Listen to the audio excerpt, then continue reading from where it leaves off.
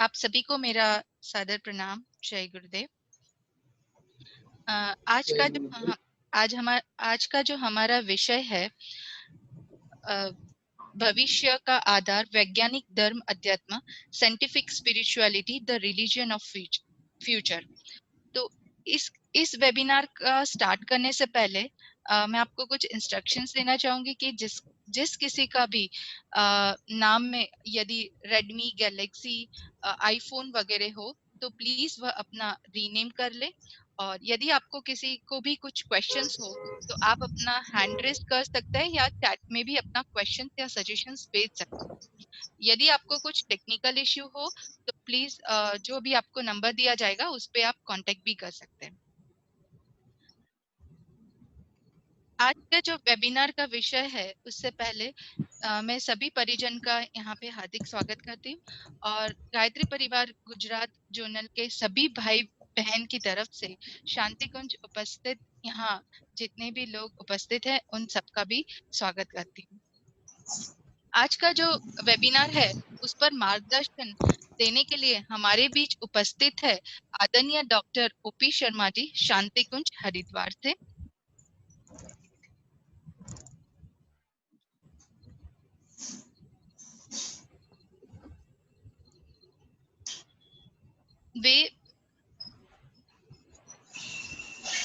उन्होंने MBBS 1967 Lucknow DMRI से किया था।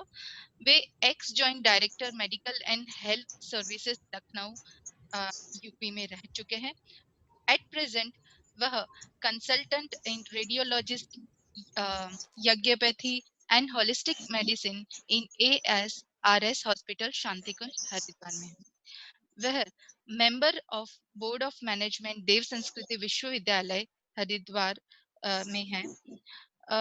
वह working committee member in Shantikunj Haridwar, moral and physical education UP education board Allahabad, capital of naturopathy Lucknow university, life member of Indian medical association and provisional medical association UP. He has been honored by Lok Ratna by Bharat Bharati India, Gaurav Sanman State Ayurvedic Conference at Mathura.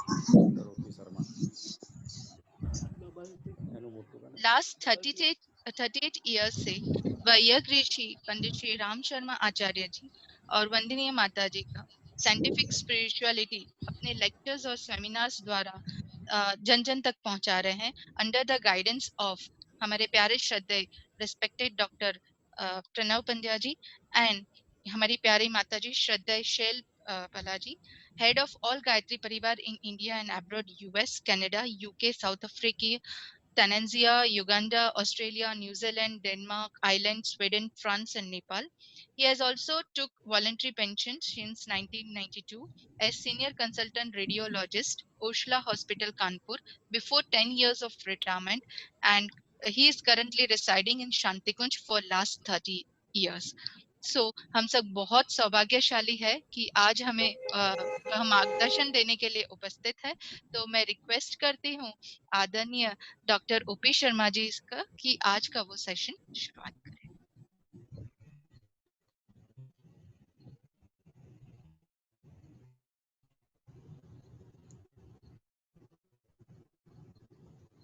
हाँ, आपको unmute कर दिया गया।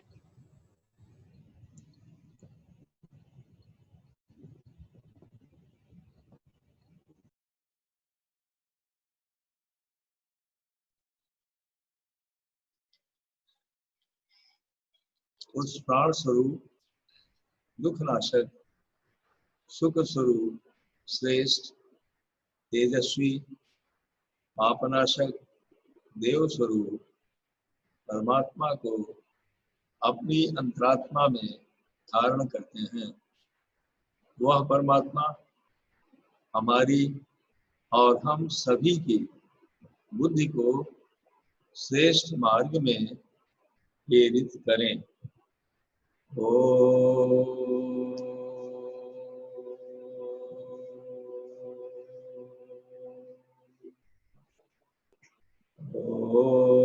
भूर्भुवः स्वः तत्सवितुर्वरेण्यं भर्गो देवस्य धीमहि धियो यो नः प्रचोदयात्।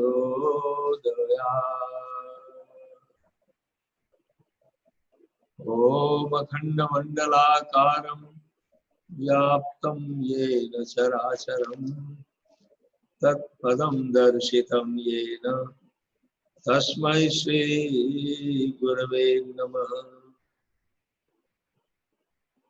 मातृवत् लालयित्री च पितृवत् मार्गदर्शिका नमोस्तु गुरुसत्तायै श्रद्धा प्रज्ञायुताचया।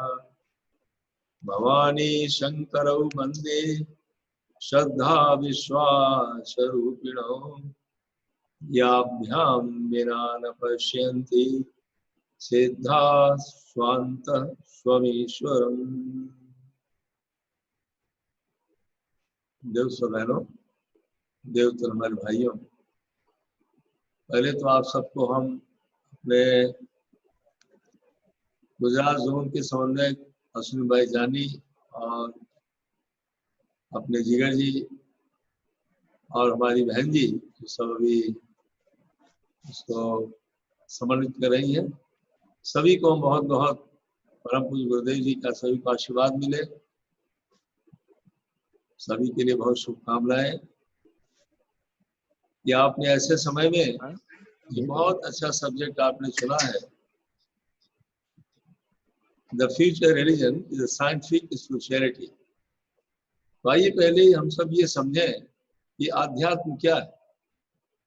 What is spiritualism? ये शब्द आया कब और कहां से आया है?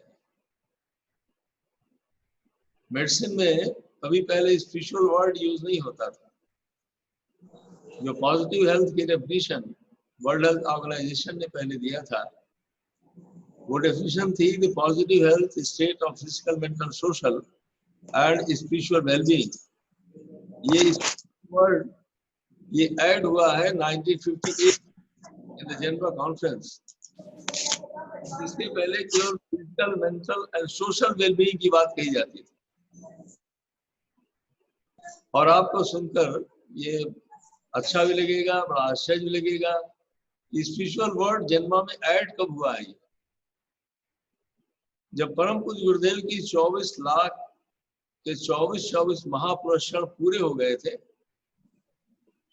1952 में, उसके बाद परम पूज्य गुरुदेव जी ने 10 महायज्ञ संपन्न किए थे और 1958 में परम पूज्य गुरुदेव जी ने मथुरा में 1000 कुंड यज्ञ को संपन्न किया था, जिसमें 1.25 करोड़ से ज्यादा गायत्री महामंत्र की आहुतियां पड़ी थी। और उस समय जब नवंबर के महीने में परम पूज्य गुरुदेव जी ने मथुरा का 1000 कुंड का यज्ञ संपन्न किया, उस समय को सारे साइंटिस्टों ने डिक्लेयर किया था international year of quiet sun. International year of quiet sun, शांत सौर वर्ष। सूर्य उस समय बिल्कुल शांत था। तो परम पूज्य गुरुदेव जी ने बहुत बड़ा प्रयोग किया उन्होंने कि जो सविता की शक्ति उन्होंने अपने अंदर धारण किया, अपनी आत्मा के अंदर, और अपने आत्मा गुण इतना बढ़ाया। वो प्रयोग कर रहे थे कि क्या इस सविता की शक्ति को के माध्यम से हम सारे विश्व को विनाश से बचा सकते हैं? क्या हम अपने बच्चों के अंदर सच्चा मार्गदर्शन कर सकते हैं जिससे वो जीवन में सफल हो जाए, उनको उनके जीवन का लक्ष्य मिल जाए, वो एक सच्चे इंसान बन जाए, और जितनी समस्याएं हैं उन सारी समस्याओं से छुटकारा पा जाए? तब परम पूज्य गुरुदेव जी ने कहा वो केवल एक ही मार्ग है और वो है आध्यात्मिक मार्ग। वो है आध्यात्म, वो है स्पिरिचुअल स्ट्रेंथ, जिसको आत्मबल कहते हैं, स्पिरिचुअल पावर कहते हैं, जिसको रूहानी शक्ति कहते हैं उर्दू में। अब उसी समय जिसमें परम पूज्य गुरुदेव जी ने प्रयोग किया था, जेरमा में उसी में कॉन्फ्रेंस हुई और सारे साइंटिस्टों ने 1 से 8 देश के लोग वहां पर जेरमा में आए हुए थे और तब उन्हें वर्ड ऐड किया, स्पिरिचुअल वेलबींग जब तक नहीं होगी तब तक कोई व्यक्ति पूर्ण रूप से स्वस्थ नहीं हो सकता। पॉजिटिव हेल्थ उसको नहीं मिलने वाली। आप कहेंगे पॉजिटिव हेल्थ का मतलब क्या है? उसकी जो सोच होनी चाहिए वो हमेशा विधेयात्मक होनी चाहिए। विधेयात्मक का मतलब क्या है? कि वो हमको भी लाभकारी हो और दूसरे के लिए भी हो, हमको भी शांति मिले और दूसरों को सुख मिले, दूसरों को दिशा मिले, उसको भी शांति मिले। अब ऐसा पॉजिटिव वेलबींग कैसे हो, इसका रास्ता क्या है? आइए, 4 तरीके की शक्तियां होती हैं जिनमें सबसे बड़ी शक्ति है, the strongest power is spiritual strength, जिसको अध्यात्म कहते हैं, आत्मबल कहते हैं। तो पहली शक्ति होती है, उसका नाम है शरीर बल, फिजिकल स्ट्रेंथ। शरीर बल को लेने के लिए हम आप आहार विहार और विचार, अगर ये ठीक है, जीवन में रेगुलरिटी है, बैलेंस डाइट हम लेते हैं, टाइम पर एक्सरसाइज और आसन व्यायाम करते हैं, प्राणायाम करते हैं, सही में जीवन जीते हैं, इट इज पॉसिबल कि हमारा शरीर बल अच्छा बना रहे। अब दूसरी ताकत है, उसका नाम है मनोबल।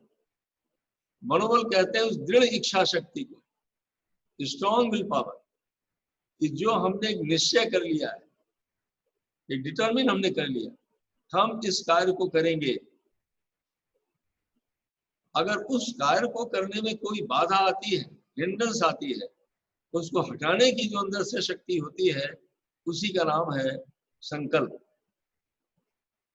जब तक हमारा संकल्प नहीं होगा, फुल डिटर्मिनेशन नहीं होगा, तब तक लाइफ में जो ऑब्स्टेकल्स आती रहती हैं वो हट नहीं पाएगी, आपको गोल की प्राप्ति नहीं हो सकती। तीसरी ताकत है जिसको कहते हैं, उससे बड़ी ताकत है, उसको कहते हैं बौद्धिक बल, इंटेलेक्चुअल स्ट्रेंथ।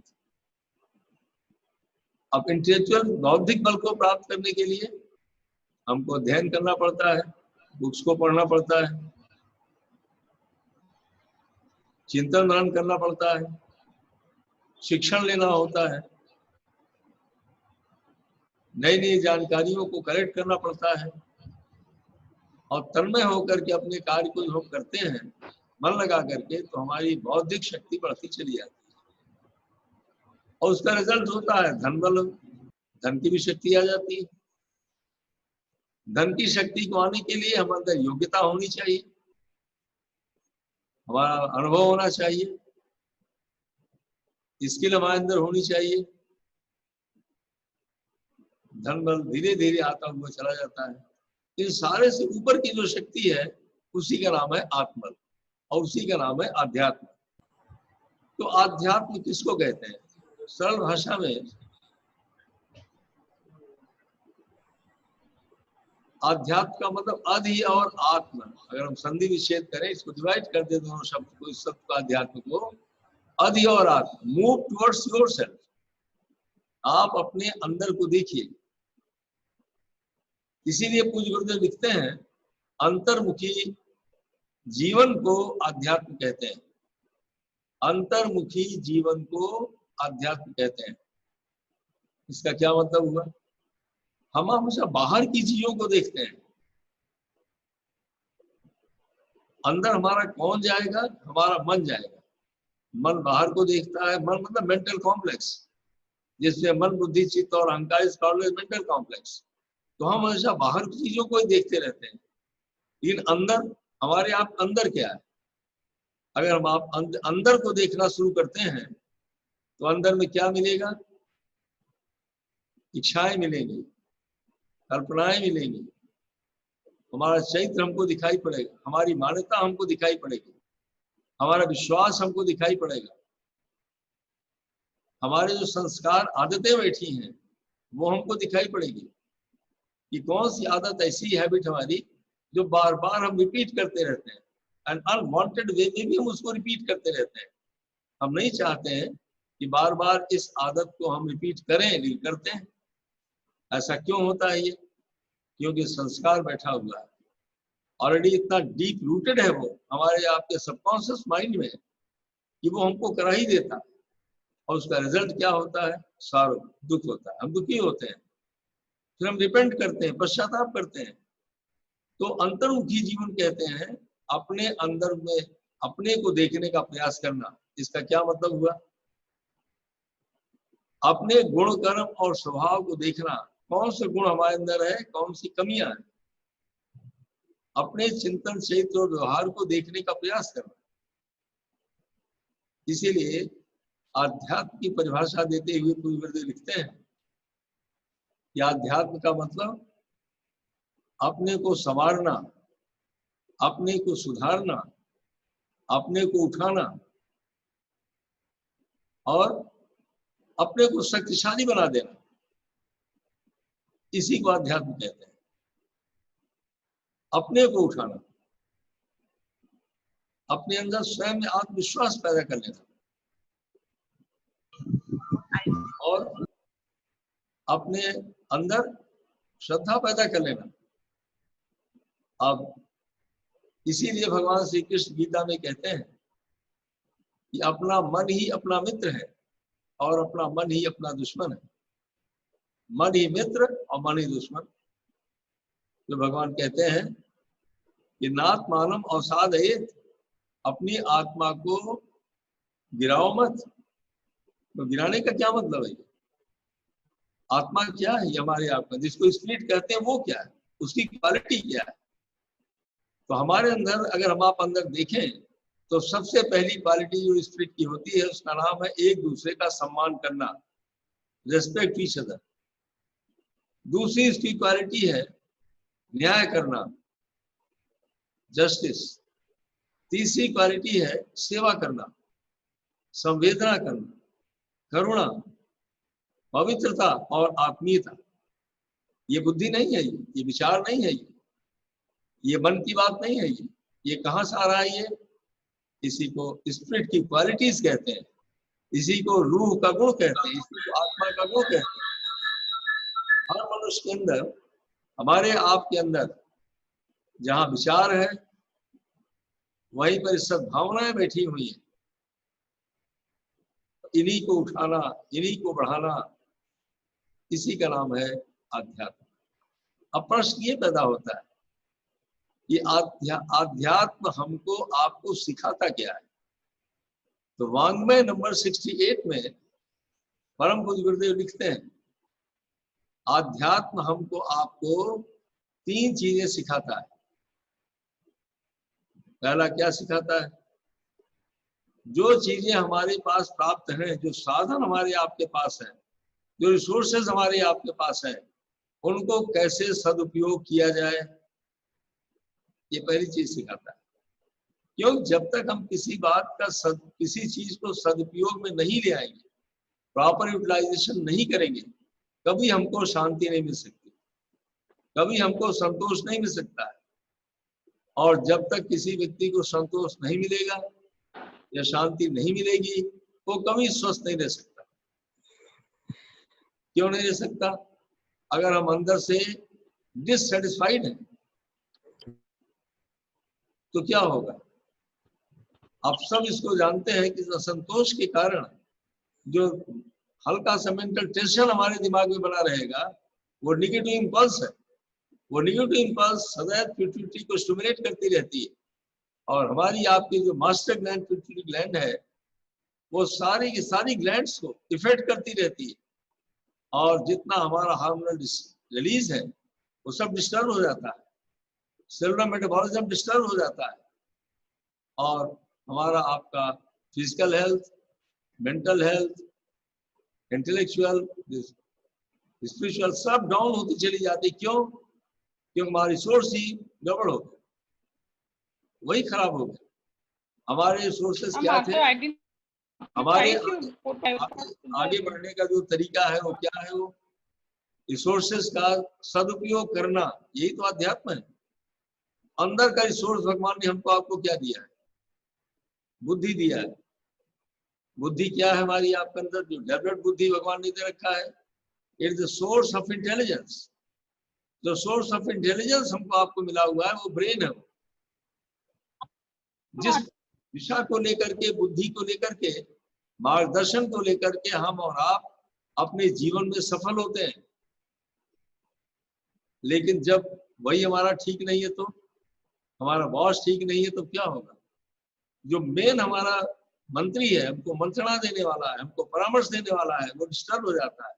क्यों हो जाता है डिस्टर्ब? क्योंकि हमारे अंदर निगेटिव इमोशंस आ जाते हैं, निगेटिविटी पैदा हो जाती है। तो अध्यात्म हमको शक्तिशाली होने का रास्ता बताता है। तो परम पूज्य गुरुदेव लिखते हैं, अध्यात्म हमको ये सिखाता है। क्या सिखाता है? जिसको गीता में भगवान श्री कृष्ण कहते हैं, आत्मा वा अरे द्रष्टव्य, अपने अंदर को देखो, अपने अंदर की बात को सुनो।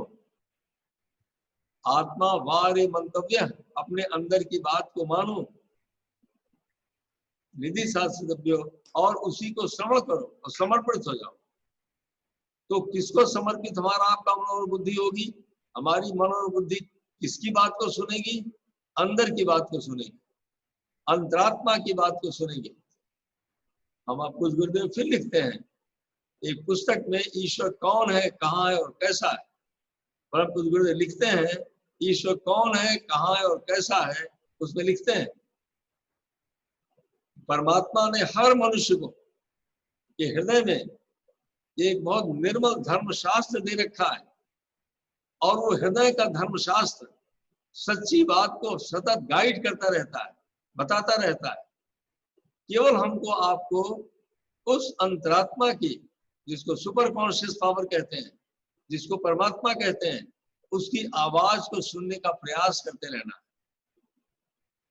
आपने देखा होगा कि जब हम कोई पॉजिटिव विचार मन में ले आते हैं, जैसे हम सही में जीवन जीना चाहते हैं, हम किसी की सेवा करते हैं अच्छे तरीके से, या हम किसी की सहायता करते हैं, किसी को परामर्श देते हैं और बिना स्वार्थ के देते हैं, तो हमको कितनी बड़ी अंदर में प्रसन्नता होती है। जब हम न्याय करते हैं तो हम कितना अंदर से प्रसन्न हो जाते हैं। लेकिन जब हम किसी को डिसीव करने लगते हैं तब, या मिसगाइड करने लगते हैं तब, या हम अपने सेल्फिश एटीट्यूड के कारण, स्वार्थ के कारण जब हम गलत काम करने लगते हैं, तब अंदर में एक इंटरनल कॉन्फ्लिक्ट शुरू हो जाता है, अंदर में एक परेशानी शुरू हो जाती है। और हमारा अपना जो अंदर का अंतःकरण है, कोई अंदर बैठा हुआ है, वो उसको एक्सेप्ट नहीं कर रहा है। क्या एक्सेप्ट नहीं कर रहा है? उस निगेटिव कार्य को जो हम करने जा रहे हैं। इसका मतलब ये है कि जो अंदर में हमारे मना कर रहा हमको, वो कोई नहीं है, वो हमारी अंतरात्मा है। उसी को स्पिरिट कहते हैं, उसी को आत्मा कहते हैं, और उसी की शक्ति को बढ़ाना, संवारना, सुधारना, इसी के नाम अध्यात्म है। इसीलिए परम पूज्य गुरुदेव कहते हैं, और उन्होंने लिखा है, संपूर्ण समस्याओं का समाधान आध्यात्म। संपूर्ण समस्याओं का समाधान, जितनी प्रॉब्लम्स हो, सारी प्रॉब्लम्स का जो सलूशन है और कहीं नहीं है, केवल कहाँ है? स्पिरिचुअल लाइफ में उसका सलूशन है, आध्यात्मिक जीवन में उसका सलूशन है। अब आप ये कहेंगे कि फिर हम अपने दैनिक जीवन में इस आध्यात्मिक शक्ति को प्राप्त करने के लिए हम क्या करें? इसका वैज्ञानिक रास्ता क्या है, क्या मार्ग है, हम कैसे अपनाएं कि हम सच्चे आध्यात्मादि बन जाएं और अपनी स्पिरिचुअल स्ट्रेंथ पावर को बढ़ा लें और आगे बढ़ते हैं। परम पूज्य गुरुदेव ने पूज्य गुरुदेव स्वयं लिखते हैं कि सबसे बड़ा प्रयोग परम पूज्य गुरुदेव के गुरुदेव जी महामहिम स्वामी सर्वशानंद महाराज जी ने कब करवाया था? 1958 में, जब 1000 कुंड का यज्ञ था। जब 1000 कुंड का यज्ञ मथुरा में 1958 21 से 23 नवंबर तक संपन्न हुआ, पूर्णाहुति हुई उसकी, जिसमें गुजरात प्रांत से कितने लोग आए थे, Gujarat, Rajasthan, from all over India, कितने लोग उसमें भाग लिए हुए थे। 7 लाख व्यक्ति रोटेशन थे उस समय। परम पूज्य गुरुदेव जब पूरा हो गया तो क्या लिखते हैं, इतना बड़ा प्रयोग हमसे क्यों कराया गया। पूज्य गुरुदेव कहते हैं मेरे पास कोई साधन नहीं था, सारा धन दौलत परम पूज्य गुरुदेव ने दान कर दिया था। वंदनीय माता जी के पास जो कुछ था उन्होंने सब कुछ दान कर दिया, बिल्कुल खाली थे गुरुदेव जी धन के नाम के ऊपर, और किसी से कुछ भी नहीं मांगा उन्होंने। लेकिन उसके बाद कार्यक्रम इतने अच्छे तरीके से सफल हो गया कि किसी से लेना नहीं पड़ा, उधार देना नहीं पड़ा, सारा कार्यक्रम पूरा हो गया, लेना देना बराबर हुआ और थोड़ा बच भी गया आगे के कार्यक्रम को करने के लिए। फिर कुछ गुरुदेव लिखते हैं कि जीवन में ये प्रयोग हमारे गुरु ने केवल इसलिए कराया, ये जो आध्यात्मिक शक्ति तुम्हारे अंदर है, आत्मबल, उस पर तुमको स्वयं इतना बड़ा विश्वास पैदा हो जाए, जैसे रुपए से सामान को परचेज किया जा सकता है, वैसे आत्मबल का धनी व्यक्ति किसी भी व्यक्ति को आगे बढ़ा करके, सही प्रेरणा दे करके और सही दिशा में प्रेरित करता और चला देता है, जिससे उसका भी कल्याण होता है और दूसरे का भी भला होता है। इसी कहते हैं पूर्ण और परमार्थ। पूर्ण और परमार्थ, अंदर की पवित्रता को पूर्ण कहते हैं, इनर प्योरिटी, और बाहर जो हम सेवा के लिए आगे बढ़ जाते हैं उसी को परमार्थ कहते हैं। परम पूज्य गुरुदेव लिखते हैं कि कैसे कितने लोग सहयोग करते चले गए और हम निहत्ते की ओर बैठे रहे। ये शक्ति कहाँ से आई थी? यही है सच्ची आध्यात्म की शक्ति, यही है गायत्री महामंत्र की सच्ची शक्ति। जब गायत्री महामंत्र हमको आपको क्या देती है? ब्रह्म वर्चस्व, ब्रह्म वर्चस्व, मह्यम दत्ता भजत ब्रह्मलोकम, ब्रह्मलोक में पहुंचाने के लिए ब्रह्म वर्चस्व प्रदान करती है। और पूज्य गुरुदेव लिखते हैं इसी ब्रह्म वर्चस्व की प्राप्ति हर व्यक्ति कर सकता है। तो 1978 में परम पूज्य गुरुदेव ने ब्रह्म वर्चस्व की स्थापना किया। श्रद्धेय डॉक्टर प्रणव पंड्या साहब इसके डायरेक्टर हैं, जहां पर इसी बात को देखा गया कि कोई व्यक्ति विधेयात्मक चिंतन करता है, वैसा जीवन जीने का प्रयास करता है, कैसे उसके अंदर विधेयात्मक चिंतन होते चले जाते हैं और कैसे उसका आत्मा बढ़ता हुआ चला जाता है। इसीलिए उसका नाम ही रखा पूज्य गुरुदेव ने ब्रह्म वर्चस्व शोध संस्थान। ये ब्रह्म वर्चस्व और कुछ नहीं है। ब्रह्म का मतलब परमात्मा की शक्ति, महाचेतना, सुपर कॉन्शियसनेस जो इस कण कण को चला रही है, वही सुपर कॉन्शियस पावर जो हमारे आप के अंदर आ जाती है, उसी स्पिरिचुअल स्ट्रेंथ को हम आप कहते हैं आत्मबल, और संस्कृत भी कहते हैं ब्रह्म वर्चस्व, परमात्मा का तेज, उसी का नाम। आइए हम आप कैसे आध्यात्मवादी बन जाएं। जो 21st सेंचुरी का रिलीजन साइंटिफिक आने जा रहा है, उसकी साइंटिफिक मेथड उसका क्या है, कैसे हम आप जीवन में आगे बढ़ेंगे। तो विज्ञान किसको कहते हैं? आइए आप सब कितने यहाँ पर सब विज्ञान के पढ़े हुए आप सब श्रोता सामने हमारे बैठे हुए हैं, आप सुन रहे हैं उसको। तो विज्ञान क्या है? What is science? जब हम मेथोडोलॉजिकल वे में, एक systematised way, the science is the method in which we gain the knowledge in a systematized way. That is the form of formula, and that we proved at any time and shown at any time. विज्ञान को आप दिखा सकते हैं, विज्ञान ऐसा नहीं है कि ना हो। कुछ गुरुदेव लिखते हैं अगर हम सिस्टमेटाइज वे में अपने आत्मबल को बढ़ाने का प्रयास करेंगे तो निश्चित रूप से हमारा आत्मबल बढ़ता जाएगा। परम पूज्य गुरुदेव इसके साक्षी हैं, प्रमाण है। तो कैसे इसको माफ करेंगे? आत्मबल को बढ़ाने के लिए क्या करना चाहिए? सिस्टमेटाइज वे में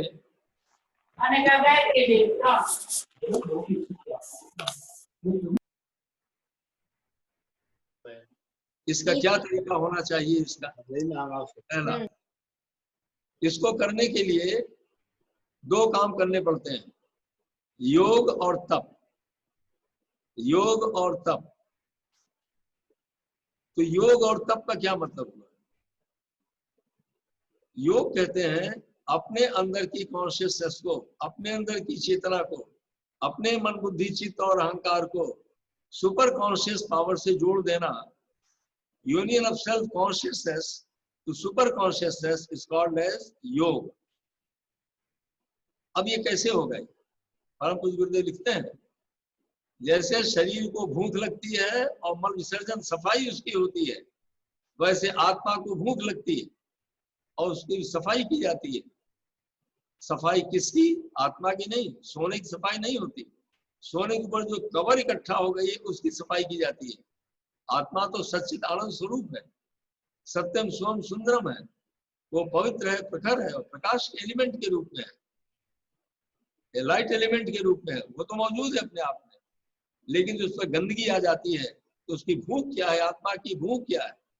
पहला है स्वाध्याय, दूसरा श्रेष्ठ विचारों भावनाओं के उसके अंदर भरने का प्रयास करना, वो है गायत्री महामंत्र का जप, जिसमें हर क्षण हम श्रेष्ठ विचारों को भरते हैं और सफाई करते हैं। ध्यान, इसके पहले प्राणायाम, स्वाध्याय और मनन, और उसकी सफाई क्या है? जहां आप स्वाध्याय करते हैं उसको भोजन देने के लिए, और उसी के साथ में दूसरा काम क्या करते हैं? सेवा का काम करते हैं, सम्मान देने का काम करते हैं, सहयोग का काम करते हैं। लेकिन अंदर की सफाई करने के लिए क्या करते हैं? हम आप चिंतन और मनन करते हैं, सफाई करने के लिए, बढ़ाने के लिए। चिंतन क्या है? अपनी समीक्षा करना, इसी का अंतर्मुखी होना कहते हैं, इसी को अध्यात्म कहते हैं। आदमी दूसरों की समीक्षा तो करता है, बहुत खराब है, बहुत खराब है, लेकिन अपनी समीक्षा कभी नहीं करता कि हमारी कमी क्या है। इसी कहते हैं सेल्फ इंट्रोस्पेक्शन। आप अपने को देखिए, self analysis and self correction. अपने को एनालाइज करिए और अपने को ठीक करिए, इसी को चिंतन कहते हैं। कुछ गुरुदेव लिखते हैं, ये इतना साइंटिफिक मेथड है, ये साइकोलॉजिकल प्रोसेस है, ये क्लीनिंग के लिए। या आप देखेंगे कि जो कुछ हमारे मन में बैठा हो, जैसे हम आज दुखी हैं, हम दुखी क्यों हैं? क्या कारण है दुख का? हम चिंता में हैं तो क्यों हम चिंता में? हम परेशान हैं तो क्यों हैं? हमारा ब्लड प्रेशर बढ़ गया तो क्यों बढ़ गया है? इसको कौन बताएगा? कोई डॉक्टर नहीं बताएगा इसको। हमको स्वयं एनालाइज करना होगा और अपनी बात को स्वयं जाकर डॉक्टर से, डॉक्टर तो पूछता है, जो होलिस्टिक मेडिसिन प्रैक्टिस करता है, जो हम कितने वर्षों से होलिस्टिक मेडिसिन, तो वो इस बात को पूछता है। क्या क्या पूछता है वो? जैसे मान लीजिए चिंता में है तो क्यों है? अब कई कारण है। 80% जो रीजन होता है दुख का और चिंता का, वो होता है मानसिक, वो विचारों का होता है। जैसे आप ओवर बस्टिंग कर दिया, हमारी इनकम कम है, एक्सपेंडिचर ज्यादा हो गया, अब हम मेंटली परेशान हैं, ये क्या करेंगे? तो जब तक हम अपनी समीक्षा नहीं करेंगे कि क्या हमारे अंदर इनकम तो कम थी, हमने एम्बिशियस, हम बहुत एम्बिशियस हो गए और हमने ज्यादा एक्सपेंडिचर कर दिया और अब हम तनाव में हैं, तो तनाव का कारण क्या है? और कोई नहीं है, ये हमारा मन है, एम्बिशियस माइंड। और उसको कौन ठीक करेगा? हम ही को ठीक करना होगा। इसी कहते हैं सेल्फ एनालिसिस, सेल्फ करेक्शन। अब हम तनाव में क्यों हैं? अगर हमने आपसे खराब व्यवहार कर दिया, आप तो कुछ नहीं बोले, लेकिन हमारी अंतरात्मा बोलेगी, अरे आपने उनको बोले नहीं कुछ, लेकिन आपने अपने अहंकार में उनको परेशान कर दिया, अपने अहंकार में आपने उनको दुखी कर दिया। तो उनका दुख हमारे अंदर से निकलेगा, किस रूप निकलेगा?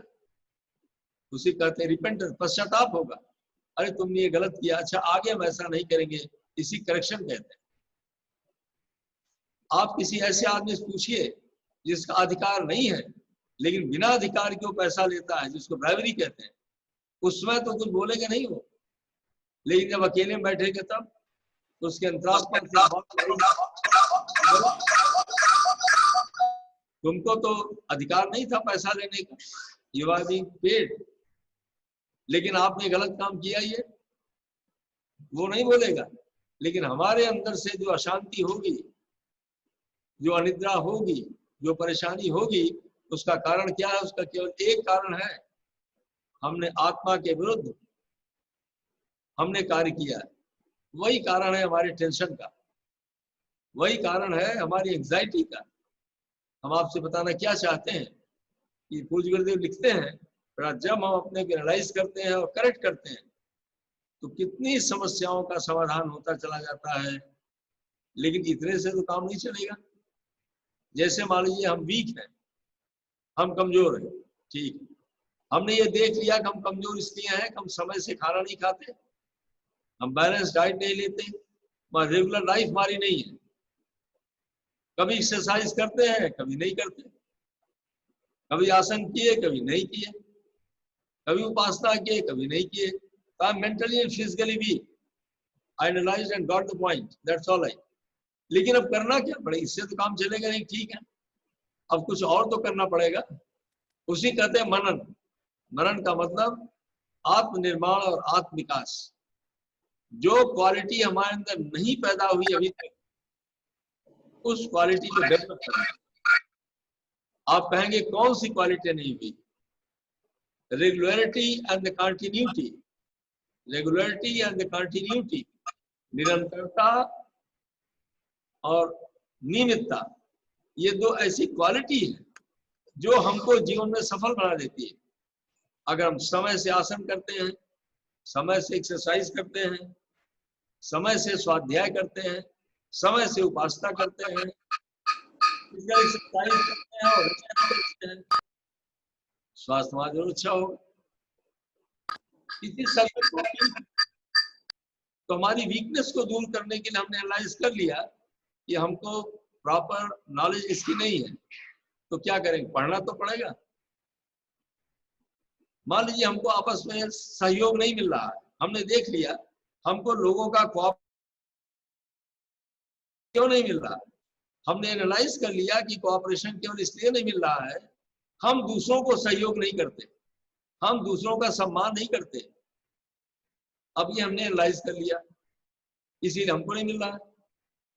तो क्या करना पड़ेगा? तो उसी को करने के लिए हमको आपको एक क्वालिटी डेवलप करनी होगी। क्या डेवलप करनी होगी? प्रसन्न रहने की आदत डेवलप करना होगा। एक दूसरे को प्रोत्साहन देना होगा और उसकी प्रशंसा करनी होगी। तीन बड़ी गजब की बात है, हम आप किसी को प्रेस करना तो जानते ही नहीं। हम आपके लिए नहीं कह रहे हैं, mostly people are they never pressed anybody. आप प्रेस करिए ना उसको, उसको आगे बढ़ाने के प्रयास करिए ना, उसको प्रोत्साहन दीजिए ना उसको कि आप करिए इस काम को, अच्छा बढ़ाइए, बहुत अच्छा आप कर रहे हैं। अगर हम दूसरे को प्रोत्साहन देते हैं और दूसरे को हम सम्मानित करते हैं, हम उससे ग्रेटफुल होने का हम प्रयास करते हैं, उसको हम धन्यवाद देते हैं, तो फिर हमको सहयोग जरूर मिलेगा। अगर हम आपका सम्मान करेंगे, आपका सहयोग करेंगे, वो हमको उलट करके हमारे पास आ जाएगा। हम बताना क्या चाहते हैं, ये क्वालिटी हमारे अंदर नहीं है तो डेवलप करनी पड़ेगी। इसी को मनन कहते हैं, इसका अभ्यास करना पड़ेगा। ये पढ़ने से नहीं आएगा, लेक्चर सुनने से नहीं होगा, इसकी प्रैक्टिस करनी होगी और डेली लाइफ में प्रैक्टिस करनी होगी, अपने घर से करनी होगी, बाहर से नहीं। अपने घर में अपने पिता को, अपनी माता को, अपने बड़े भाई को, अपनी बहन को, सबको सम्मान देना होगा।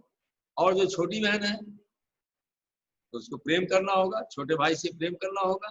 इसीलिए वंदनीय माता जी ने कहा है कि बड़ों का सम्मान और छोटों से प्यार, बड़ों का सम्मान छोटों से प्यार। अगर ये क्वालिटी हमारे अंदर डेवलप हो गई तो आध्यात्म का गुण पैदा हो गया, आध्यात्मिकता हमारे अंदर आ गई और फिर सफलता हमको आपको जरूर मिलती चली जाएगी। ये क्या है? इसे कहते हैं मनन, चिंतन और मनन। अब इन क्वालिटीज को बढ़ाने के लिए हमको आपको दो काम कार्य और करने पड़ेंगे। आप कहेंगे वो क्या है? परम पूज्य गुरुदेव लिखते हैं, इसके लिए श्रद्धा और विश्वास, आध्यात्म का जो बेस है, आधार है, वो दो आधार पर खड़ा हुआ है, spiritualism, and that is called as devotion and the faith. Devotion and the faith. तो श्रद्धा किसके लिए हमारी होनी चाहिए? श्रद्धा व्यक्ति के लिए नहीं होती। व्यक्ति के लिए अगर लगाओ, उसको लगाओ कहते हैं, अगर व्यक्ति के लिए लगाव पैदा हो गया, इसको रीजन कहते हैं, उसको श्रद्धा नहीं कहते।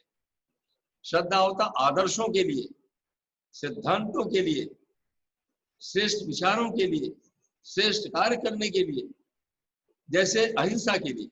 अब महात्मा गांधी जी को श्रद्धा किसमें हुई? अहिंसा में।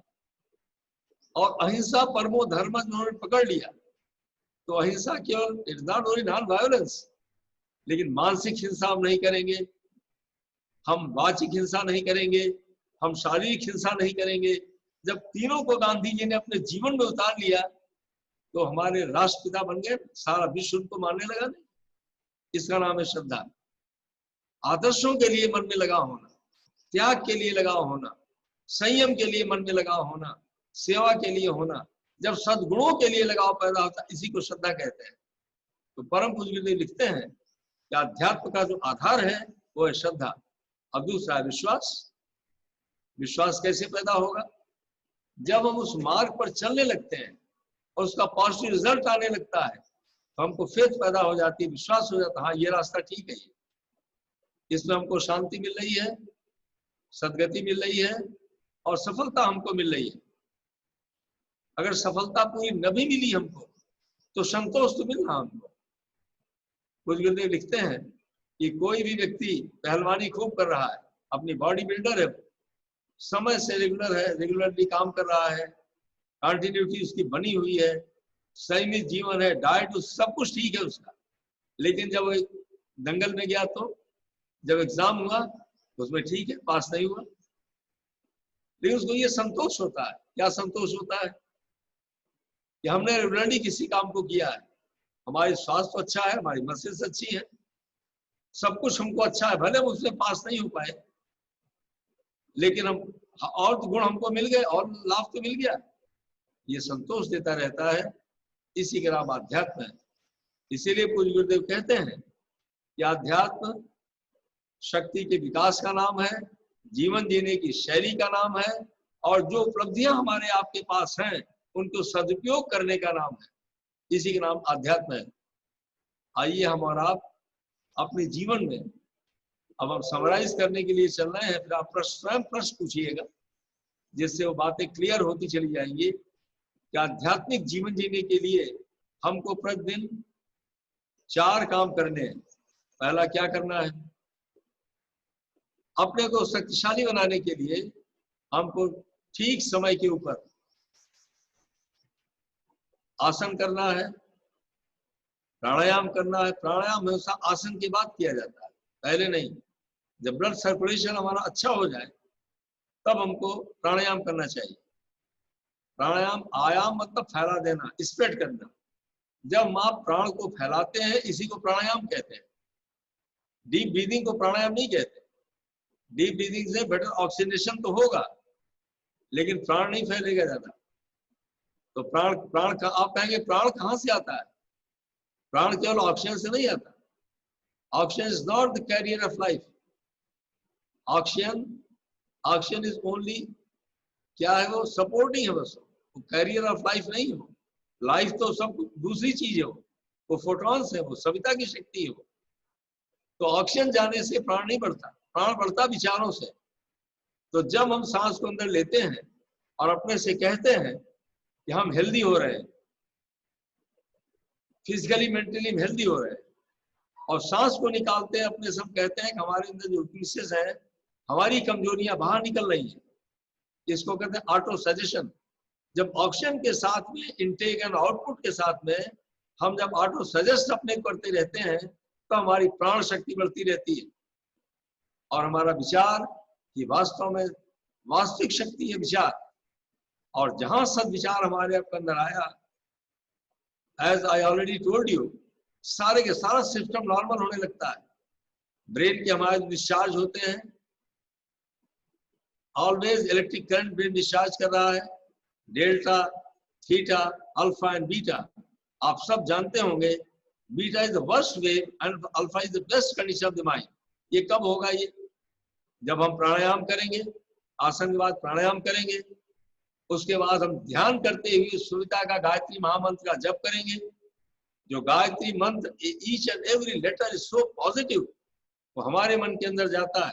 जब हम कहते ओम भूर्भुवः स्वः, हे परमात्मा आप रक्षा करने वाले हैं, आप दुखों को दूर करने वाले हैं, आप प्राणों के आधार हैं, तत् सवितुर्वरेण्यम, आपकी सविता शक्ति को, सविता मतलब तेजस्विता, सविता मतलब आप ही उत्पादन करने वाले हैं, आप ही पोषण करने वाले हैं, आप ही प्रेरक हैं, आप ही प्रकाशक हैं, आप ही परिवर्तक हैं। इतने गुणों को आपको हम वर्ण करते हैं। एक बार मोस्ट एक्सीलेंट टू एक्सेप्ट भर्गो देवस्य, भर्ग आप हमारे मन को पवित्र करिए, क्लीन करिए, आप जला दीजिए। आप तो क्या जला दे हमारे आपके मन के अंदर? जो निगेटिविटी बैठी हुई है, जिसको एनिमल इंस्टिंक्ट कहते हैं। पहला जो एनिमल इंस्टिंक्ट हमारे आपके मन बैठा रहता है वो क्या है? That is the fear. Fear, डर लगा रहता है। और आज तो इसमें लॉकडाउन में तो कितना डर लोगों को समाया हुआ है। तो नौकरी का क्या होगा, इसका क्या होगा, उसका क्या होगा, आगे क्या होगा। ये फियर, आज ये फियर फोबिया जो नाना प्रकार की बीमारियों पैदा कर रही है, और इसी को नेगेटिव इमोशन कहते हैं। ये कैसे खत्म करे, कौन खत्म करेगा इसको? यही गायत्री भर्ग तेज, जब सबकॉन्शियस माइंड के अंदर एमिगडाला न्यूक्लियस में जहां पर बैठा हुआ निगेटिविटी बैठी है, जब ऑक्सीजन जाती है उसको ज्यादा ऑक्सीजन मिलती है और पॉजिटिव थॉट्स एंड इमोशंस मिलते हैं, नेगेटिविटी खत्म हो जाती है उसकी। अब पैदा क्या हो जाता है? आशा, बिकम होपफुल, आशावादी हो जाते हैं, अंदर से विश्वास पैदा होता है। इसी करने भर्ग शक्ति परमात्मा की उल्टे गुलट कर सीधा कर देती भर्ग देवस्य, और हमारे अंदर पॉजिटिविटी को भर देती है। और तब हम प्रार्थना करते हैं, धियो यो नः प्रचोदयात्, इट इज यूनिवर्सल प्रेयर। हे परमात्मा आप हमारी बुद्धि को, हमारे मन को, हमारी इच्छा को, हमारी आकांक्षाओं को, हमारी ही नहीं, हमारे भाई, हमारी बहन, हमारे माता पिता, इष्ट मित्र, साथी, सहयोगी, सभी को आप श्रेष्ठ मार्ग पर चलाइए, श्रेष्ठ मार्ग पर चलाइए। इसीलिए गायत्री महामंत्र को सार्वभौमिक मंत्र कहा गया है। यही चारों वेदों का सार है ये, जिसमें सविता की उपासना करते हुए हम केवल अपना कल्याण नहीं मांग रहे हैं, इसमें पूर्ण है और परमार्थ है। अपने की जो हम पवित्र करते हैं इसी को पुण्य कहते हैं, और जो आपके भलाई की प्रार्थना करते हैं इसी को परमार्थ कहते हैं। तो गायत्री मंत्र हमको आपको दोनों तरफ से आगे बढ़ाता रहता है, इसी को सच्चा अध्यात्म कहते हैं। इसे पूज्य गुरुदेव लिखते हैं कि बेटा प्रज्ञा रितम्बरा, प्रज्ञा कहता है सत्य को, जो सत्य बुद्धि हमको आपको प्राप्त हो जाती है ये इसी से प्राप्त होती है, इसी का आध्यात्मिक अवस्था कहते हैं। तो हमको आपको क्या करना है? पहला आसन, फिर प्राणायाम में। आप कहेंगे प्राणायाम कौन सा करेंगे हम? आप सब जानते होंगे, लेकिन जो हम आपको एडवाइस करना चाहते हैं गुरुदेव ने लिखा है, और जो हमने फिजियोलॉजी किताब में पढ़ा है, लेटेस्ट फिजियोलॉजी में हमने पढ़ा है। पहले आप जो प्राणायाम करिएगा वो आप करिएगा नाड़ी शोधन प्राणायाम, rectification of the nostrils.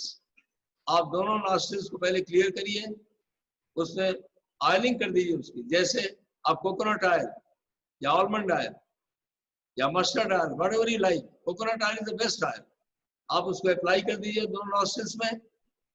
Clean करने के बाद और फिर आप एक से उसको लीजिए, जैसे लेफ्ट से लीजिए आप, and hold it for some time and again exhale it at least for 10 times from each side. And while you are inhaling and exhaling, you try to recite Om, Om, or Gayatri mantra, whatever you like. सांस को अंदर लेते समय और बाहर निकालते समय आप या तो मानसिक गायत्री मंत्र करते रहिए या केवल ओम बीज मंत्र कहते रहिए आप, जिससे मन भागने ना पाए और वहीं पर लगा रहे। आप इसको 10 times from left side, 10 times from right side. इससे लेफ्ट और राइट हेमिस्फीयर दोनों चार्ज हो जाएगा हमारा, आपका बेटर ऑक्सीजनेशन हो जाता है उसका। यू नो, अपना राइट साइड हमारा आपका क्या है? ये स्पिरिचुअल माइंड है, ये ऑप्टिमिस्टिक माइंड है, किसी बात को इंट्रोटो देखता है।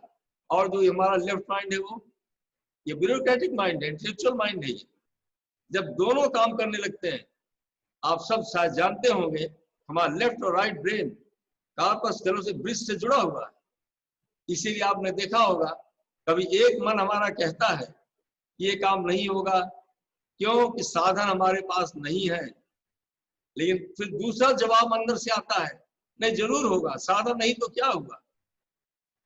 आशा पैदा करता है, भगवान तो है, कोई सहयोग करने वाला मिल जाएगा, मतलब यू बिकम होपफुल।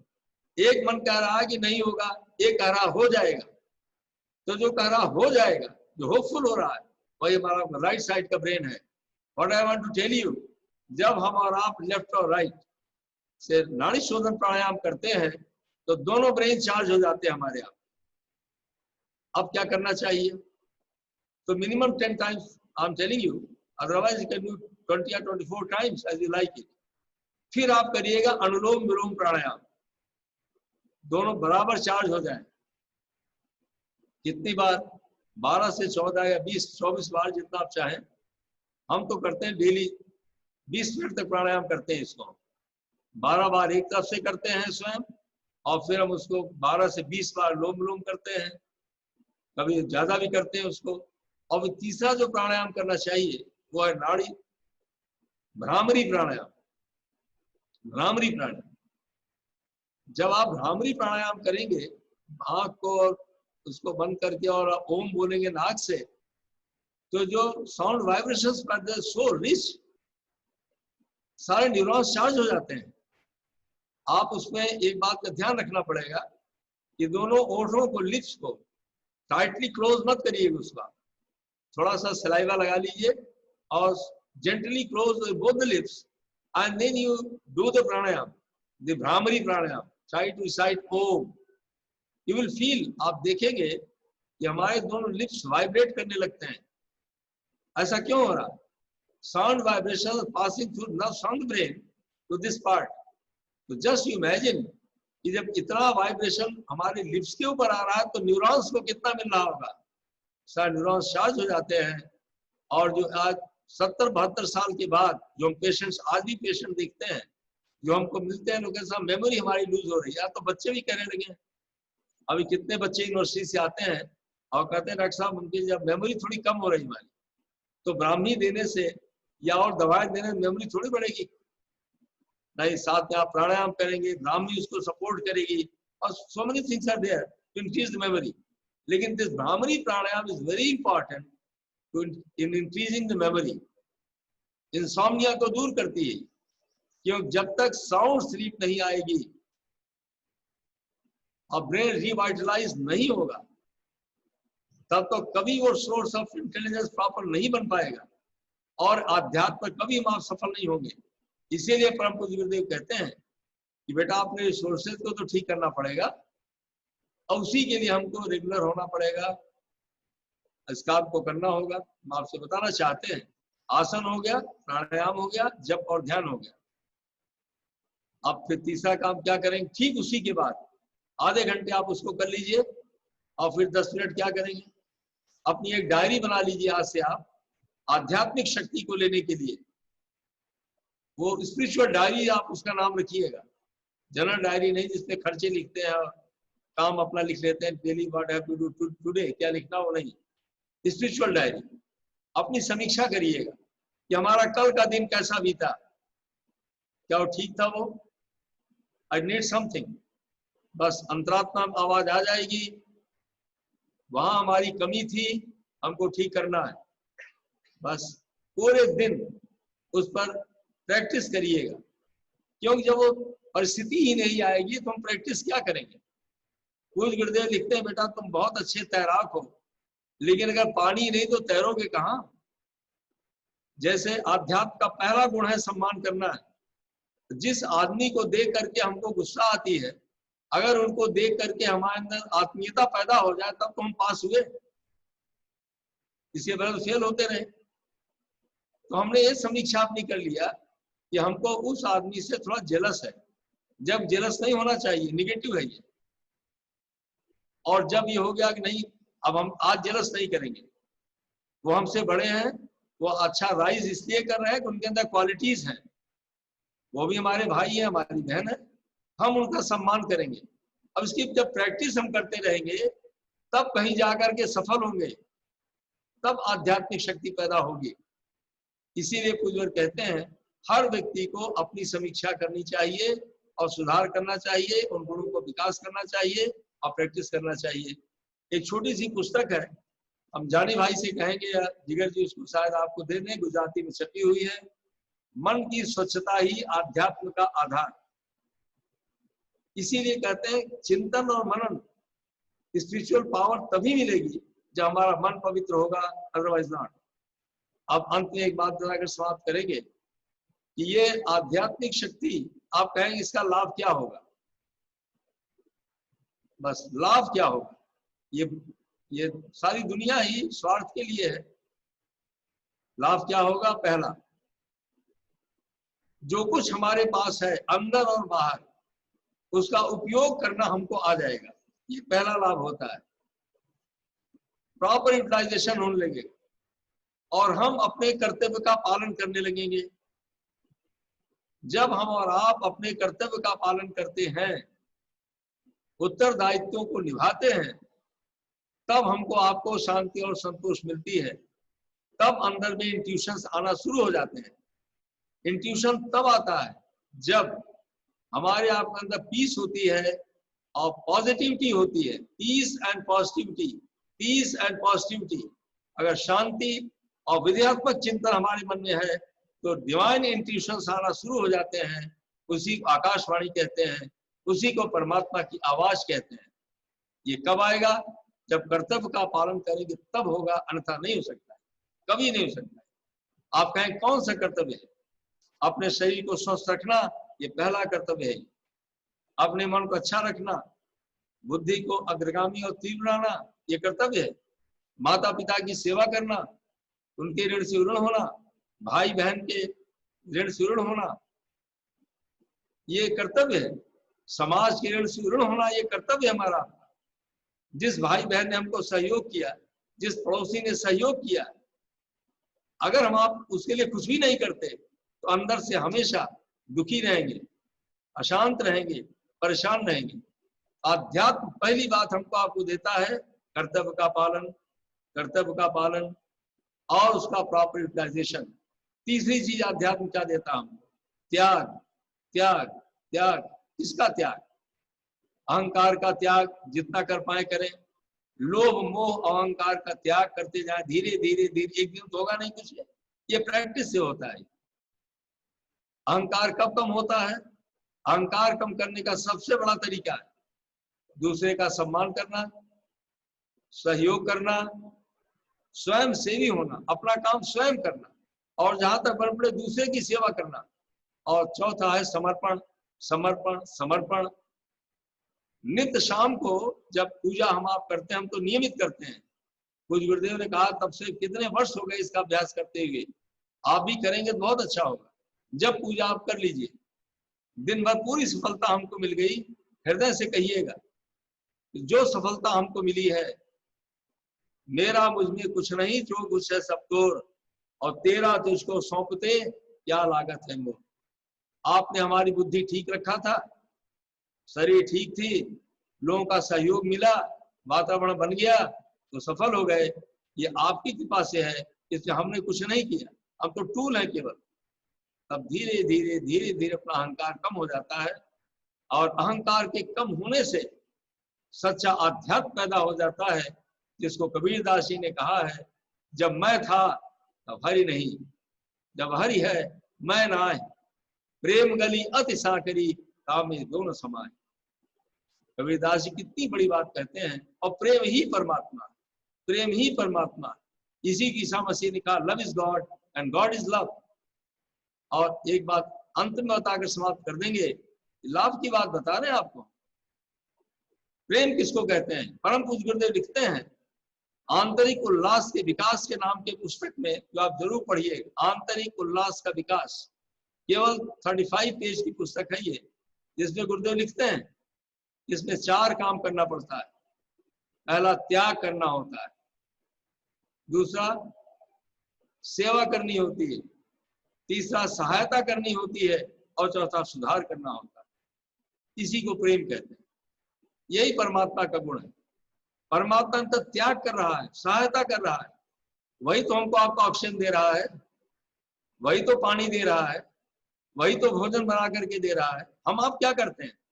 हम आप तो किसी का दिया हुआ क्यों लेते हैं, इकट्ठा करते हैं, और उस पर अहंकार करते हैं कि मैंने किया, तो मैंने कुछ भी नहीं किया। गंगा जी में जाते हैं, गंगा जी का जल उठाते हैं और गंगा जी को समर्पित कर देते हैं, उन्हीं का जल उन्हीं को लौटा देते हैं, और बहुत प्रसन्न होते हैं हमने कुछ किया। आप विचार करें कि हमने क्या किया। अरे जल आपने बनाया, जीवन आपने दिया, शरीर आपने दिया। अगर पैरालिसिस हो जाती तो कैसे करते, कहाँ जाते। आपका दिया, हमने आपको समर्पित कर दिया, हम आपके बेटे हैं, आप उसको स्वीकार करें। जब ये भावना हमारे आत्मा में पैदा हो जाती है तो अहंकार स्वतः जाने लगता है। अहंकार गया, बस दिव्य शक्तियां अंदर से पैदा हो गई। इसी को आध्यात्मिक शक्ति कहते हैं। इसी चिंतन से व्यवहार का छल आध्यात्मिक शक्ति है। यही आध्यात्मिक जीवन है और यही सुख शांति सफलता का आधार है। आप सब परम पूज्य गुरुदेव के बताए गए इस मार्गदर्शन को हम केवल संदेश पाक हैं, हम केवल उनका विचार आपको दे रहे हैं। और मैं विद्यार्थी की तरीके से 40 वर्षों से ज्यादा उनके बताए गए मार्ग का प्रैक्टिस करते रहते हैं। बस जब पास हो जाते हैं तो टिक मार्क लगा देते हैं, फेल हो जाते हैं तो कट कर देते हैं। क्यों, हम सब विद्यार्थी, ऑल स्टूडेंट्स, कभी कंप्लीट नहीं हो सकता है। आइए हम आप आध्यात्मिक विद्यार्थी के रूप में आगे बढ़े और जो 21वीं सदी का ये आध्यात्म धर्म की स्थापना होने जा रही है, ये पूज्य गुरुदेव लिखते हैं, ये 4 चीजों की स्थापना होगी। इसी कहते हैं वैज्ञानिक आध्यात्मवाद। ये आउटकम है उसका। ये क्या है? समझदारी, ईमानदारी, जिम्मेदारी और बहादुरी। हर व्यक्ति चाहे जितना पूजा पाठ करता हो, कुछ भी मानता हो, उसका आंकलन कैसे होगा इस सदी में? 4 चीजों पर उसका आंकलन होगा। पहला, कितना समझदार है ये, हाउ वाइज ही इज, कितना सिगेसियस है वो।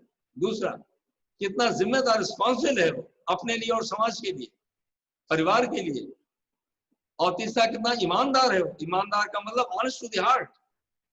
जो चीज हमको नहीं पसंद है वो हम आपके लिए नहीं करेंगे, इसी को ईमानदार कहते हैं। हमको धोखा नहीं पसंद है, हम आपको धोखा नहीं देंगे।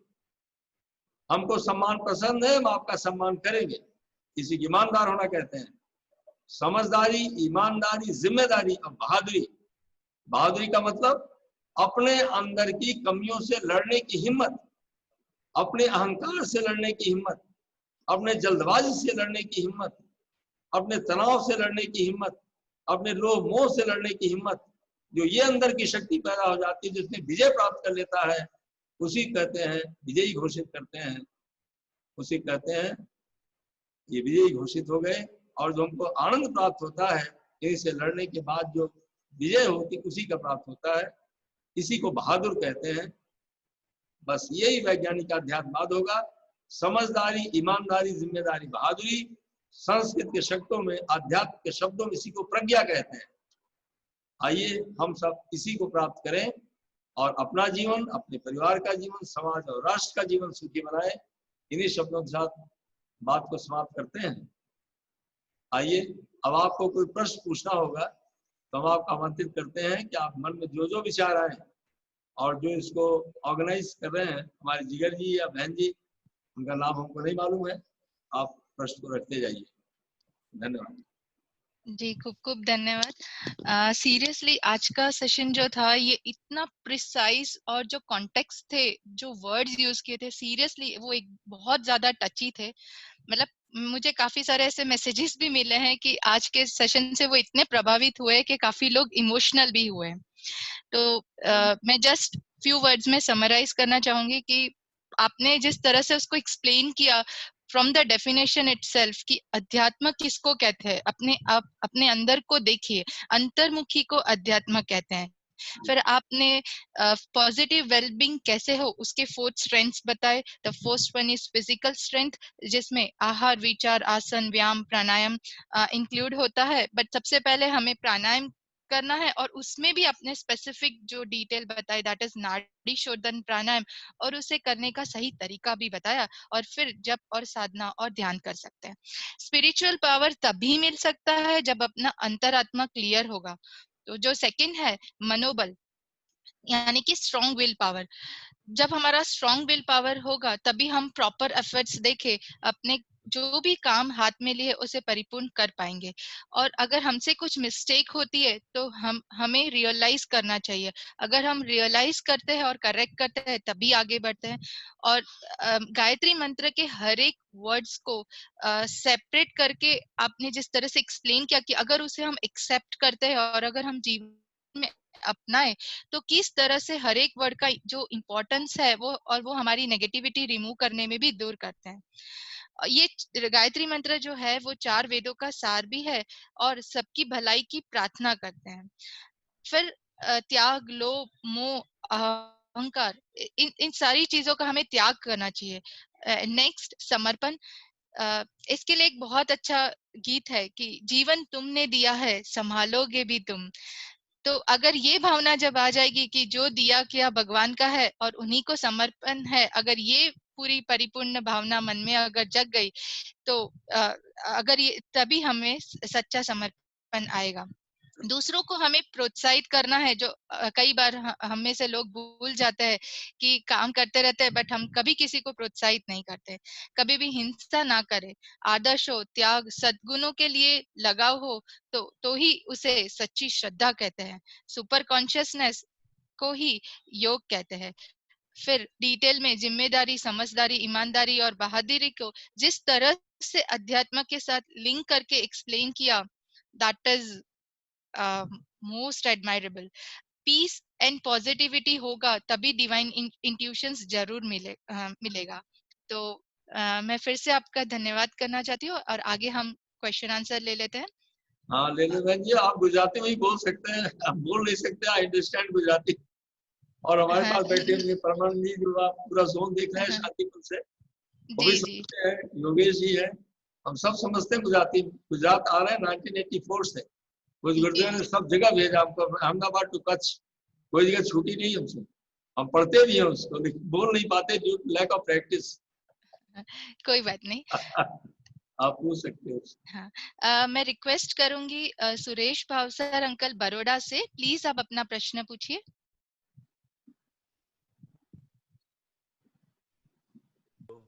हाँ डॉक्टर साहब। जय गुरुदेव। जय गुरुदेव, जय गुरुदेव।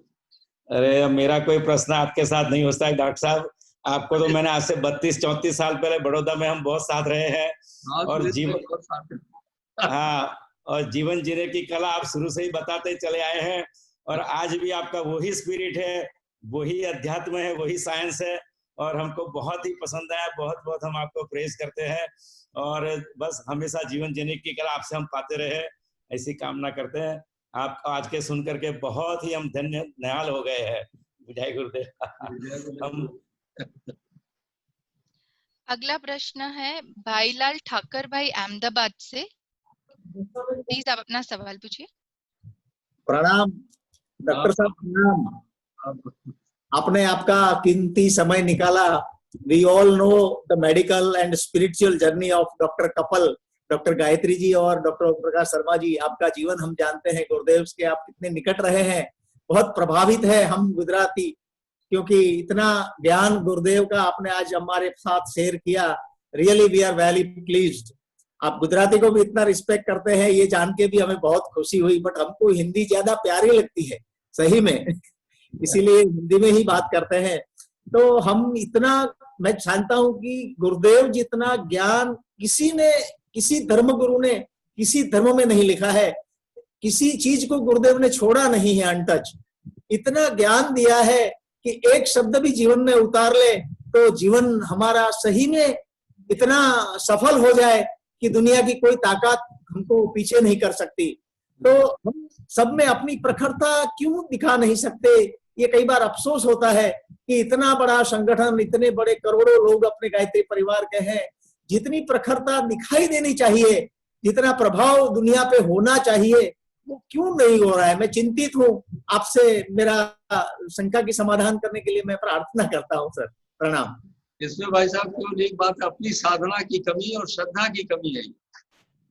अगर हम आपके लिए श्रद्धा रखेंगे तो आपकी बात को जरूर मानेंगे हम, लेकिन हम श्रद्धा रखते नहीं तो आपकी बात मानेंगे नहीं। ऊपर से तो कहते हैं अगर आपकी बात मानेंगे नहीं और अपनाएंगे नहीं तो लाभ होगा नहीं। हमने कहा ना प्रैक्टिस से होता है। तो साधना क्या है? साधना उसी को तो कहते हैं, साधना एक पुरुषार्थ है। अपने अनगढ़ को सुगढ़, मतलब जो यूजलेस है उसको यूजफुल बना देने के लिए जो पुरुषार्थ करते हैं, एफर्ट करते हैं, उसी का नाम है साधना। तो अभी हमारा मन ठीक नहीं है।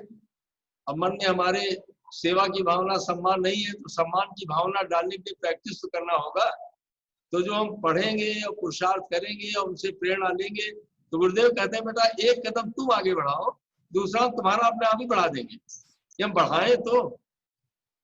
इसीलिए आपने बहुत सही प्रश्न किया। ये आज कारण केवल एक है कि हम सब उनका आशीर्वाद तो लेते हैं, नाम भी लेते रहते हैं, लेकिन अपना पुरुषार्थ जब तक हम नहीं करेंगे तब तक बात बनेगी कैसे। हमारी बात तो यही समझ में आती है कि हमारी श्रद्धा की कमी, हमारे अभ्यास की कमी, हमारे समर्पण की कमी है, जो वो प्रखरता नहीं पैदा करती है जो होनी चाहिए या जो वो स्वयं चाहते हैं।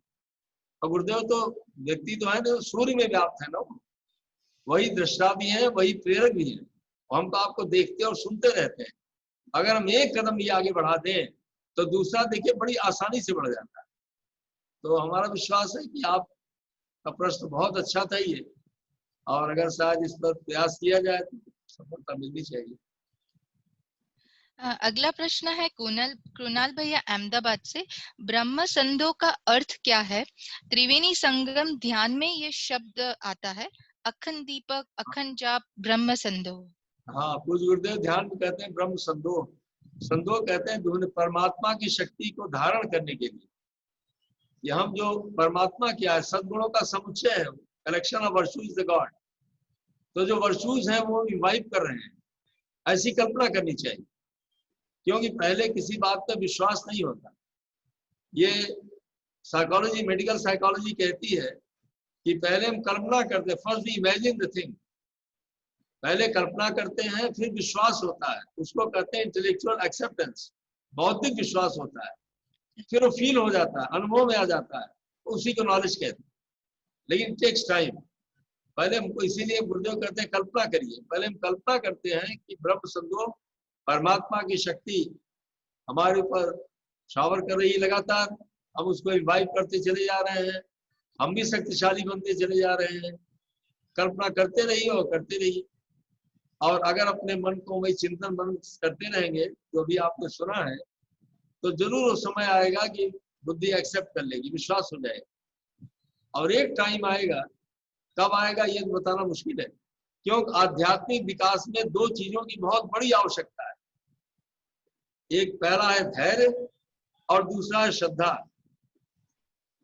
अगर श्रद्धा बनी है और धैर्य बना हुआ है और संकल्प से हम करते चले जा रहे हैं, तो सफलता हमको जरूर मिल जाएगी। विश्वास तो पैदा हो ही जाएगी। एक दिन का काम नहीं है, it is long term process है। ये स्वयं हमारे जीवन का अनुभव है। ये कितने सन 71 में परम पूज्य गुरुदेव जी ने ये प्रारंभ करवाया, जब हम कई मेडिकल ऑफिसर पोस्टेड थे, वहां सर्विस ज्वाइन किया प्रोविंशियल मेडिकल सर्विस में। एक किसी व्यक्ति से हमको हेट हो गई हॉस्पिटल के अंदर, और 15 माला गायत्री मंत्र जप करके तब हॉस्पिटल हम जाते थे। जब हमको हेट हुई, हम पूजे में शाम को बैठे, तो हमको अंदर से बड़ा खराब लगा। आज उस आदमी को देख करके तुम्हारे घृणा क्यों पैदा हुई? तो उसको छोटा समझ गए, तो पूजे हमारा मन नहीं लग रहा था, हमको वही याद आ रहा। तो अंदर से जवाब क्या आया उसका, जब गुरुदेव बिल्कुल नहीं जानते, लेकिन उसको कहते हैं टेलीकम्युनिकेशन। अंदर से जब करते समय हमारे आवाज आई कि तुम्हारे जो गांव में काका रहते हैं, वो काका पूर्ण इलिटरेट है, और वो सुरती भी खाते हैं, नशा सुरती खाते हैं बना जो गांव मिलती थी, लेकिन तुम उनका पैर छूते हो। क्यों छूते हो? तुम्हारे काका। तो ये आदमी तुम इसको खराब क्यों मान रहे हो? ये भी तुम्हारा भाई है, इसका ब्लड वही है, तुम्हारा ब्लड है। ये भी सम्मान चाहता है, ये भी प्रेम चाहता है। अब इस बात को इंटरनल इंट्यूशन हमने नोट कर लिया डायरी में, and I started practicing this thought which I was given as a divine message. परम पूज्य गुरुदेव ने इसके पुस्तक में लिखा है, व्यक्तित्व निर्माण के 14 स्वर्णिम सूत्र। ये बहुत पहले गुरुदेव लिखा है, वो हमने कभी पुस्तक नहीं पढ़ा था। I got that message in my worship in the Gayatri मंत्र रिसाइटेशन और मेडिटेटिंग द सन रेज। पूज्य गुरुदेव सूर्य में विराजमान। बस और धीरे धीरे इतना हमको अच्छा लगने लगा, हम अपना मानने लगे। फिर वो वार्ड बॉय भी हमारा हो गया, चपरासी अपना हो गया, हमारे बॉस भी अपने होने लगे। धीरे धीरे तो सब हमारा सम्मान करने लगे, हम उनका करने लगे, और आगे बड़े आसानी से बढ़ने लगे। इसी के नाम आध्यात्म। तो जो भी आपने कहा ना, हम प्रखर क्यों नहीं हो पाते, क्योंकि हम उसकी प्रैक्टिस नहीं करते, हम जल्दबाजी करते हैं। नहीं, बड़े धैर्य की जरूरत है, बहुत पेशेंस की और बहुत रेगुलरिटी कंटिन्यूटी की, और फिर धीरे धीरे जीवन में, क्योंकि उतार चढ़ाव आता रहता है। ये कुछ गुरुदेव लिखते बेटा, जो घोड़े पर गिरेगा चढ़ेगा वही तो गिरेगा। आज हम अपने को देख रहे हैं तो कल फेल भी हो सकते हैं। चलिए आज हम फेल हो गए, कल हम पास होंगे। अगर इस भावना से हम बढ़ते हैं तभी आगे बढ़ सकते।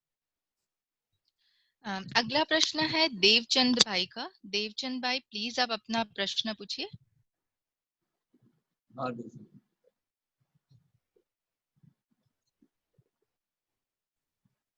जय गुरुदेव। हाँ, जय गुरुदेव, जय गुरुदेव। मैं अमेरिका से बोल रहा हूँ, बोस्टन से। मैं गायत्री, हमारा मंदिर है भगवान का, उसमें गायत्री मंदिर का मूर्ति भी है। और मैं गायत्री का आपका कोर्स करके हरिद्वार में कोर्स किया था, तो सब संस्कार करवाता हूँ। मेरी एक आज्ञा है, एक विनती है कि आप लोग एक संस्कार, 16 संस्कार, एक संस्कार का अगर आप जूम से बताएगा डिटेल से ज्यादा, तो हम लोग बहुत खुशी होगी हमारी। हमको आता तो है पर ज्यादा बोलने के लिए नहीं आता है, एग्जाम्पल देख के सब ज्यादा ऐसा बोल के आता नहीं है, तो वो भी कुछ ताको। हाँ जी, अगला सेशन जब कभी ये अश्विनी भाई रखेंगे और जिगर आप सब मिल करके, तो फिर उसमें संस्कारों की बात, अभी डॉक्टर गायत्री शर्मा तो एक संस्कार बताएंगे आपको, और फिर और जितने सारे संस्कारों को बता देंगे कायदे से, एग्जाम्पल दे करके पूरा साइंटिफिक वे में कैसे वो काम करता है, उसका रिजल्ट क्या होता है। अगला प्रश्न है अनुराधा मोटवानी आंटी का। प्लीज आप अपना प्रश्न पूछिए।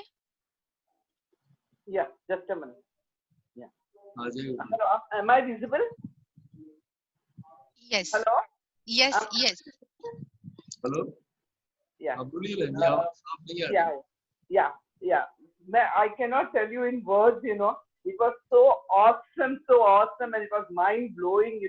And brainwashing too.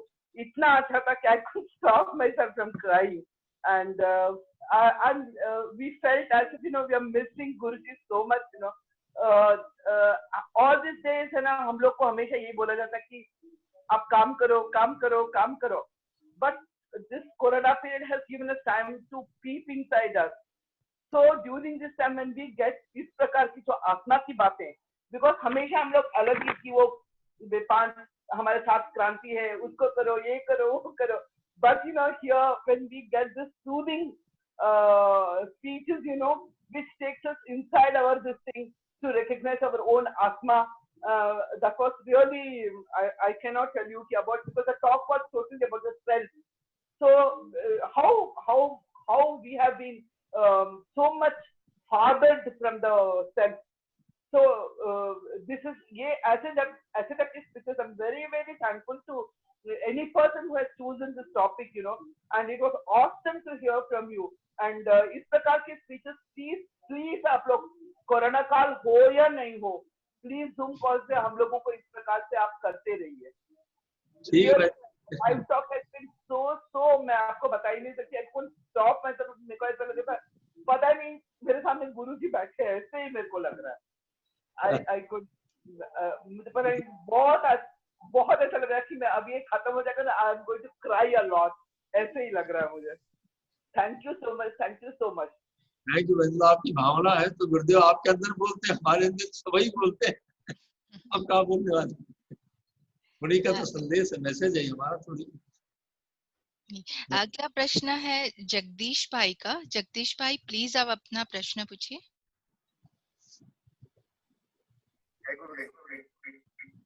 मैंने एक्चुअली रेज किया था क्वेश्चन कि अल्टीमेट गोल क्या होना चाहिए,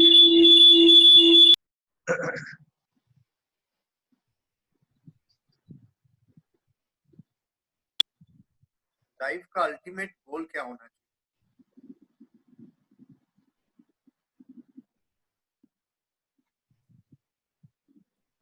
हेलो, आवाज आ रही है आपकी, बताइए। आवाज आ रही है। लाइफ का अल्टीमेट गोल क्या होना चाहिए।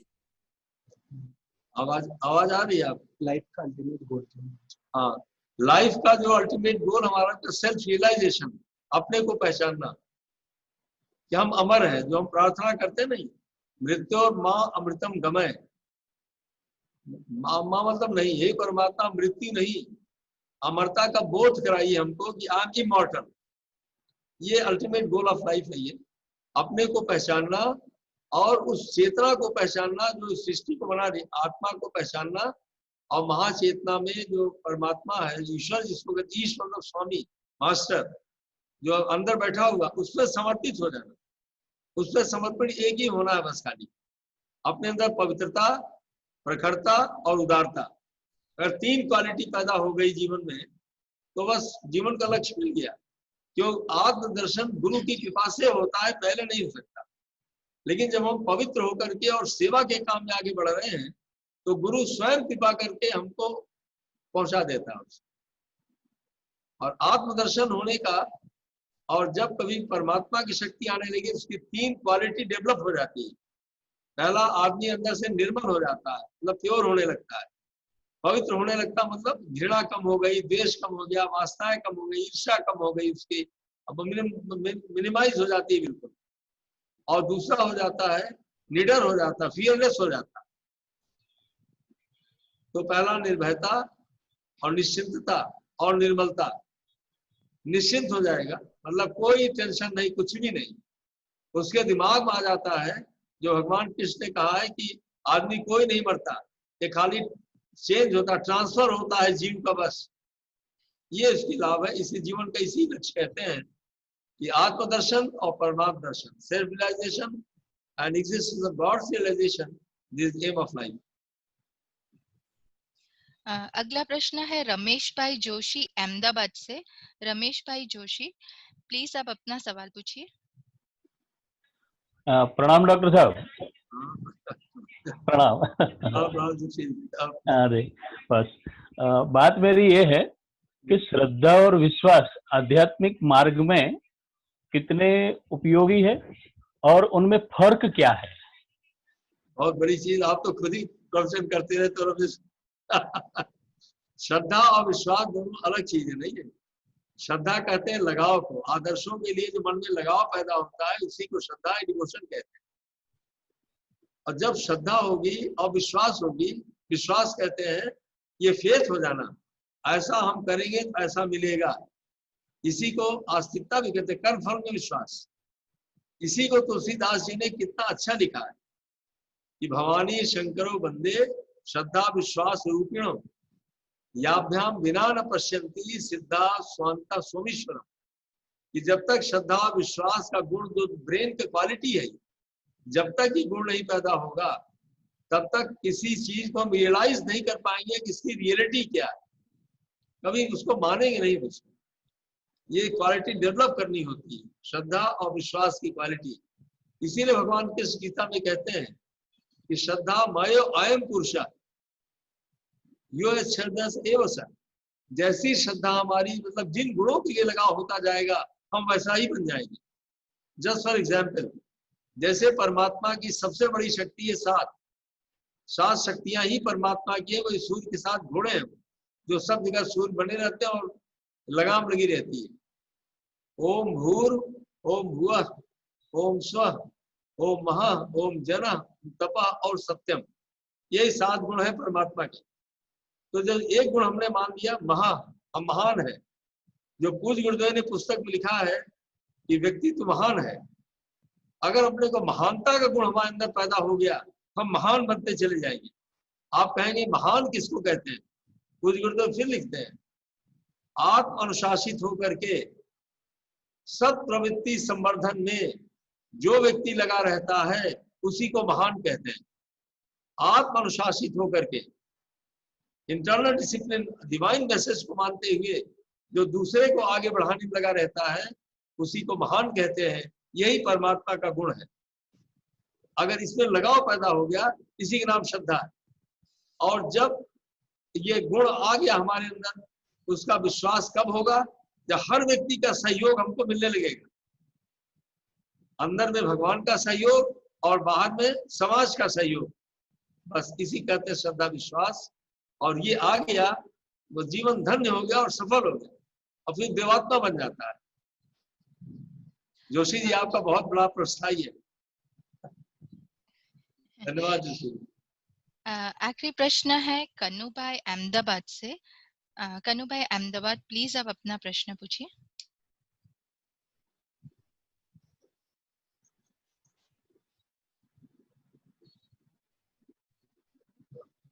आवाज आ रही है?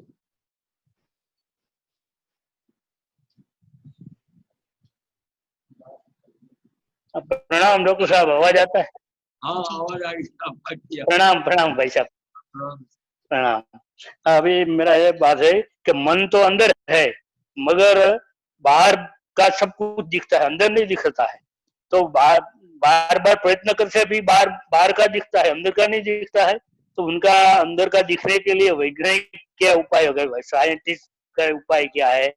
और मन जो है बीटा की तरफ ज्यादा भगता है और जो अल्फा है, अल्फा की तरफ जो पॉजिटिव तरफ कम दौड़ता है, सोच भी कम करता है, बीटा की तरफ ज्यादा सोच करते हैं। तो उनके लिए क्या कोई उपाय है?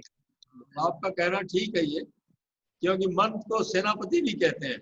सेनापति वही है, मन ही है। क्योंकि जो 10 इंद्रियां हमारी आपकी है, 5 ज्ञान इंद्रियां, कर्म इंद्रियां, वो अपना इनपुट देती है माइंड के अंदर, जो विज्ञान की भाषा में हाइपोथैलेमस में माइंड हमारा आपका, जहाँ इनपुट जा रहा है उसका। तो बाहर की चीजों को आंख बाहर की देख रही है, जबान बाहर का स्वाद दे रही है, स्किन बाहर का टेम्परेचर देख रही है, सब बाहर ही बाहर है। तो अब उसको अंदर करने के लिए ध्यान करना पड़ता है और स्वाध्याय करना पड़ता है। तो ध्यान कैसे करेंगे? इसका अभ्यास करने के लिए सबसे पहले त्राटक करना चाहिए। आप कहेंगे त्राटक कैसे करें? आप एक दीपक जला लीजिए, उसकी फ्लेम 1 इंच होनी चाहिए, अपने से 3 फीट 3.5 फीट की डिस्टेंस पर रखिए उसको आप, और गर्दन झुकानी ना पड़े, आंखें स्ट्रेट उसके फ्लेम को देखती रहें। आप अपनी आंख थोड़ी सी बंद करिए, आधा बंद रखिए, आधा खोलिए उसको। आपको रेज दिखाई पड़ेंगी फ्लेम की, they are the sun rays. उन किरणों को देखते रहिए, आंख खोल करके, आधा बंद करके, ध्यान की अवस्था में, और मानसिक ओम का जप करते रहिए आप, ओम ओम ओम। और वो किरणें आ रही है हमारे अंदर प्रवेश कर रही है, कल्पना करिए।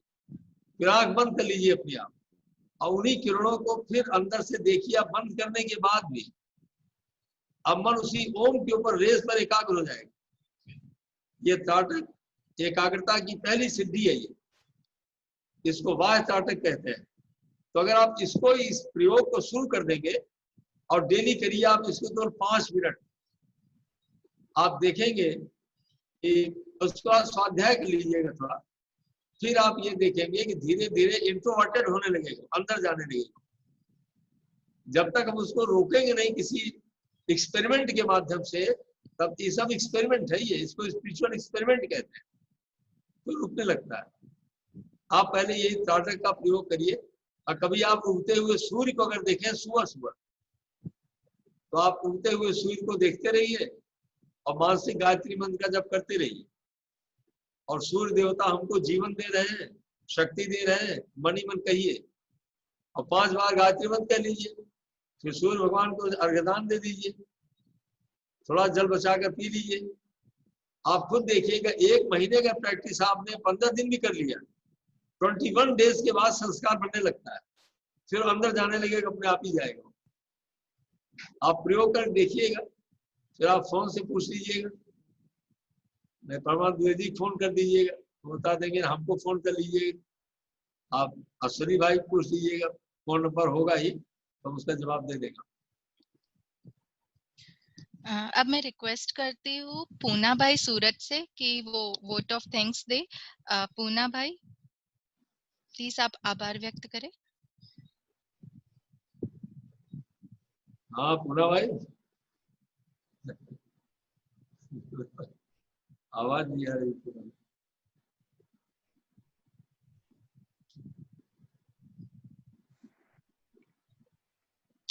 हेलो हेलो, हाँ पूना भाई बोलो। आवाज आई? हाँ आ रही आ रही है। आ रही। प्रणाम भाई साहब। प्रणाम प्रणाम। ये आपने आज के जो विषय में सारी बातें बताई, गुरुदेव के साथ साधना में और टोले में निकल के शांति कुंज रहकर आपने जो अनुभव प्राप्त किया था वो सबको आज दिया। कोरोना महामारी में सब घर में अपने अपने घर पे बैठे, तो सारी जो टीम के प्रयत्न करके जूम का प्रयास से सबको ये लाभ मिल रहा है, तो हम उसको धन्यवाद करते हैं। आपने समय दिया, पूरे जोन के सभ्यों की ओर से मैं आपको धन्यवाद करता हूँ कि आपने हमारे गुजरात को, ये पूरे परिजनों को जो आपने आपके साधना का, गुरुदेव का, गुरुदेव के साथ जो जुड़े उनका जो लाभ लिया, जो अनुभव पाया था वो हम सबको बताया, और आपके सारी बातें सुनकर हम धन्य हुए हैं।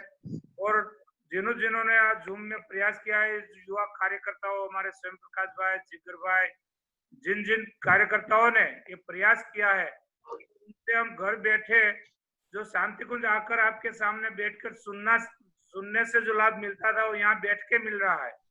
तो हम सारे आपका और हमारे पश्चिम जोन का कार्यकर्ताओं का सबका और धन्यवाद करते हैं, प्रणाम करते हैं, और हमको यहाँ बैठ के अनुभूति करते हैं गुरुदेव की सारी शक्तियां मिल रही है, गुरुदेव हमारे साथ है।